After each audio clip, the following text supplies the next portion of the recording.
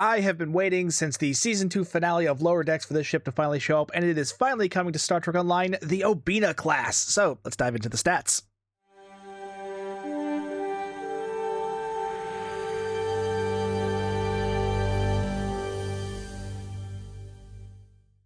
The Obena class first appeared in the Star Trek Lower Decks Season 2 finale, First Contact. The ship is clearly reminiscent of the Excelsior and Sovereign class. It's basically meant to be, the shape of an Excelsior class with the styling of a Sovereign class.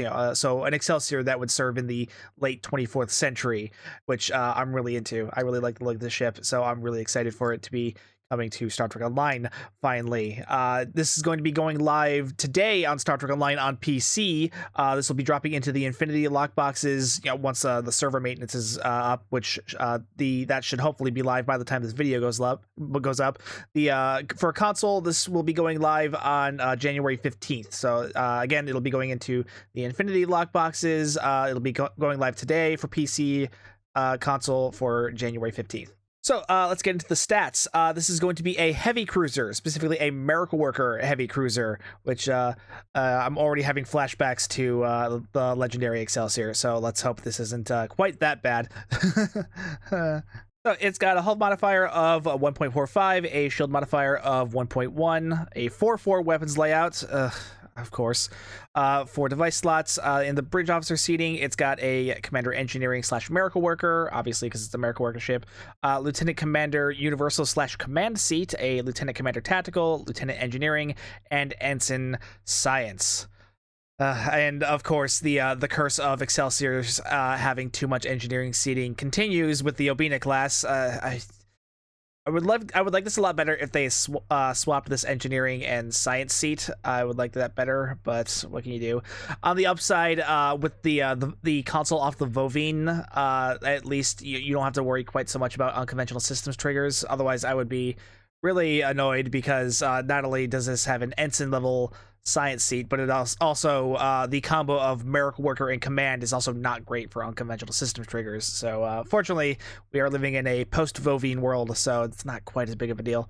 For the consoles, 4 tactical, 5 engineering, 2 science, 1 universal, so you got plenty of room for ISO-mag, so that's nice to hear. Base turn rate of 7, impulse modifier of 0.14 or 0.15, and inertial rating of 40. So it's going to be kind of chunky. It's kind of a slow ship, which, I mean, it is a heavy cruiser, so that's not too shocking.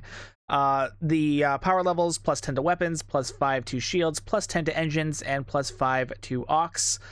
I mean, for Miracle Worker ships, that's pretty common for it to be spread out like that. I do like that it's kind of evenly spread-ish, focusing more on weapons and engines. I kind of wish that +10 had gone to aux instead of engine power, but not a big deal. You're going to want the extra speed because of the low impulse modifier anyway, so it's not that big of a deal. But, I mean, it could have been far worse. It is a full Miracle Worker ship, so it will have the Miracle Worker Innovation Ship mechanic, the cyclical quantum slipstream drive, which is the one that has a really long uptime. Has a console that we'll go over. This is a bit of an error. It says Mastery Package Juggernaut. That is definitely an error. This does not have the Juggernaut Mastery Package. And you can see that in the skills. It clearly has the standard Cruiser Mastery Package, which gives buffs to kinetic and physical damage resistance, hull regeneration, energy and radiation damage resistance, and maximum hull capacity. So a bunch of tanking traits, which, of course, would be the standard Cruiser Mastery Package. Admiralty stats for those who care. It's got 61 engineering, 43 tactical, and 22 science. And the special is a 2.5% chance, an extra 2.5 times chance to critical rating for engineering. The console is called Antimatter Interweave, and let's just go straight into the tooltip information. Once activated, it remains active indefinitely, so it's more of a toggle than a straight-up cooldown method mechanic, which is really interesting for a console. I don't think we've ever seen that sort of mechanic made into a console, so that's interesting. While it's active, while receiving damage once every 2 seconds, you will gain stacks of bonus all damage, which can stack up to 10 times. Upon reaching 10 stacks, you will release a 3-kilometer pulse of radiation damage. This will provide a brief bonus to flight speed and turn rate.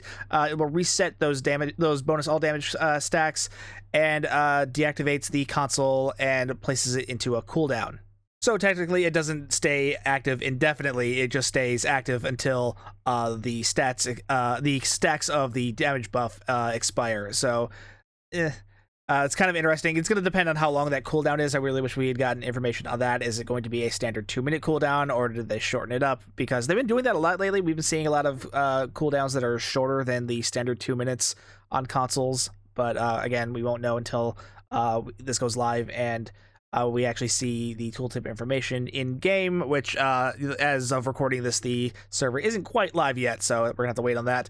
The passive on this console is a buff to all damage resistance rating that scales as your hull capacity falls. So basically, as your hull gets lower, the higher that damage resistance rating gets, which is not a good passive. Anything that is linked to your hull dropping is really bad. Especially all damage resistance ratings are especially bad because they don't stack very well. You get a lot of diminishing returns there. So trying to focus a lot on damage resistance rating really just not great. So that's not a great passive. Interesting console because I mean the bonus all damage could be interesting, and the fact that it stacks is nice. It would have been nice to know how much bonus all damage you'd be getting with these stacks, but I guess that's just too much information to give in a blog. You know, it'd be nice information to have. It's very likely not going to be something you're going to be using in like high-end supported runs, because obviously this is something you need to be shot at to get bonuses out of. So, but this could be useful for like solo content if you're just out there doing randoms or doing solo missions on your own. This could be helpful for that, but again, we'll see. And in the starship trait, it is called Industrious Engineers, and I'm just going to say it right now, this trait is absolute crap. Here's the tooltip info. When activating engineering or miracle worker abilities, reduce the remaining recharge time of all engineering and miracle worker bridge officer abilities. This will scale with the level that your hull is. So the lower your hull gets, the faster the recharge on your engineering and miracle worker bridge officer abilities get.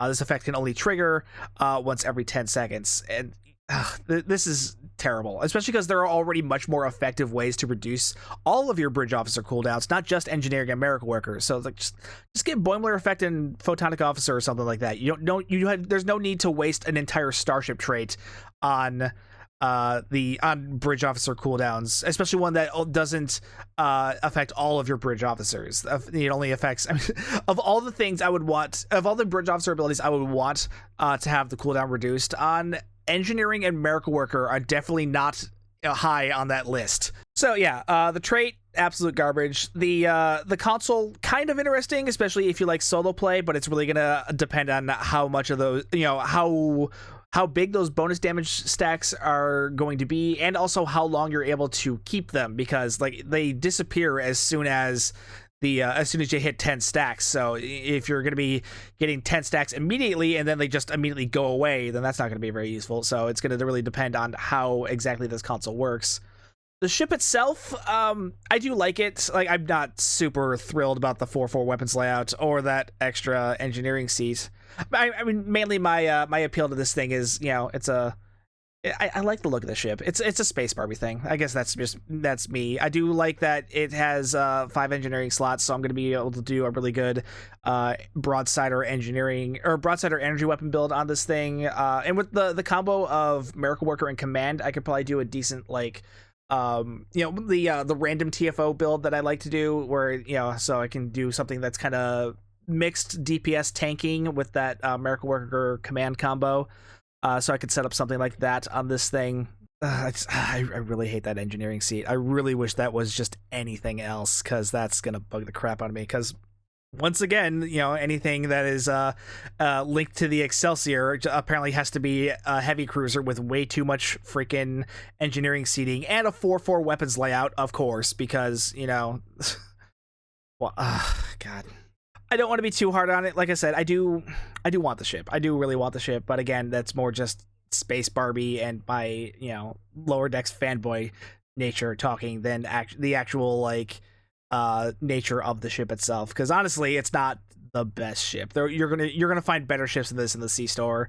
I would rather have the Lexington or something like that than this thing. If you're looking for a ship that's really good to fly, I would just go with that. But I mean, if you're into lower decks, if you're into the look of the ship, you can make this work pretty easily, and that's what I intend to do. This will be something I am going to try to get. Who knows when I'll be able to get my hands on it. Hopefully soon. If not, then it'll be in next year's event campaign, so I can just wait till then. Now, there has been talk on whether or not this thing is going to be kit bashable with other variants of the Excelsior. There's nothing about this in the blog that says anything about that. Oh, disregard what I was just saying. Thomas Maroney has confirmed on Blue Sky that the Obena is going to be able to be customized with the Excelsior 2. So you do have some customization options there. Here, since we know that, let's get the Excelsior 2 up here for comparison. Let's get me out of the way of the stats. Okay, so Excelsior 2 Heavy Intel Cruiser, or Intel Heavy Cruiser.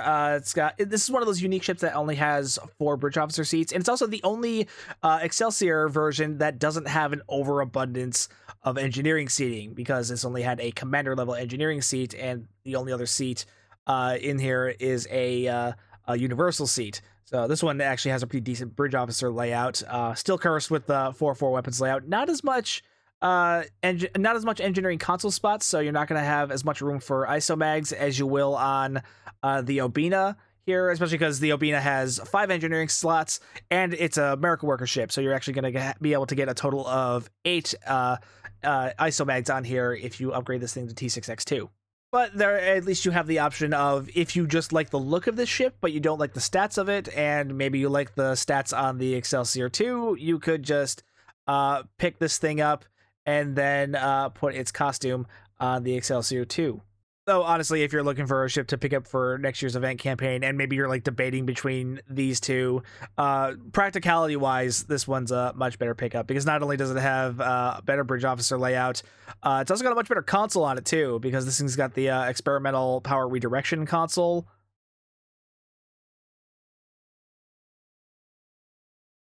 Yeah, this thing, because this is one of my favorite consoles in the game right now. So if you're looking for something to pick up for next year's event campaign, I would certainly recommend Excelsior 2, purely just for the sake of the console. Yeah, getting a little off topic there. Yeah, the Obena class will be customizable with the Excelsior 2, according to Thomas Maroney. That's good to hear. But yeah, overall, Obena class, I mean, it could have been worse, but it definitely could have been better too. So it's not bad. I still plan to get it. Like I said, I do like the ship, but yeah, I think I've said that like 3 times now, so I think I should probably just wrap up the video. So let me know what you guys think down below in the comments of the Obena class. Are you into it? Do you like the look of it? Do you not like the look of it? Let me know what you think of the stats. I'm sure I can already guess what you guys think of the console and starship traits. So yeah, let me know what you think down below in the comments, and while you're down there, be sure to like and subscribe and hit that bell for notifications. If you would like to further support the channel, you can hit that join button to become a member. Find the link to the merch store down below, or if you're ever shopping on the Epic Game Store, be sure to use my content creator code STU1701. Either way though, thank you so much for watching. My name's Stu, and I will see you guys next time.